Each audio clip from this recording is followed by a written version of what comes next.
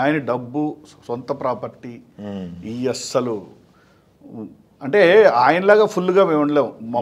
ఇప్పుడు నేను కూడా ఇరు రాష్ట్రాల్లో ప్రచార కార్యదర్శిగా సిపిఎం అన్ని ఉద్యమాల్లో ఉంటాను.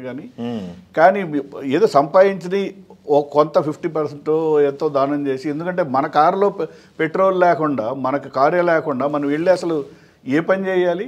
ముందు అసలు ఒక పని చేయటానికి వెళ్ళటానికి మనకు ముందు మనకు బ్రతకటానికి ఉండాలి కదా. ఆయన అట్ట ఆలోచించేవాడు కాదు. అస్సలు ఇవాళ నాకు అంటూ ఏది అవసరం లేదు. ఓకే, అప్పుడు మీ నాన్నగారి టైంలో అంటే సిపిఐ కానీ లేకపోతే మిగతా పార్టీలు కానీ అసలు నిజాయితీగా ఉన్నాయి అనుకోవచ్చు. బట్ ఇప్పుడు సిచ్యువేషన్ ఎలా ఉందనుకుంటారు మీరు? అంటే అప్పుడు రాజకీయంలోకి డబ్బులు అంత రాలేదండి. ఆ రోజుల్లో ఎలక్షన్స్కి ఈ రోజుల్లో ఎలక్షన్స్ అంటే చిన్నపిల్లవాడిని అడిగినా చెప్తాడు కదా, ఈ నియోజకవర్గంలో 60 కోట్లు పంచారు, అందులో 70 కోట్లు పంచారు. ఆ రోజుల్లో వాళ్ళు ఉన్న పొలాలు ఉన్నవన్నీ అమ్ముకొని ప్రజల కోసం పెట్టేవాడు.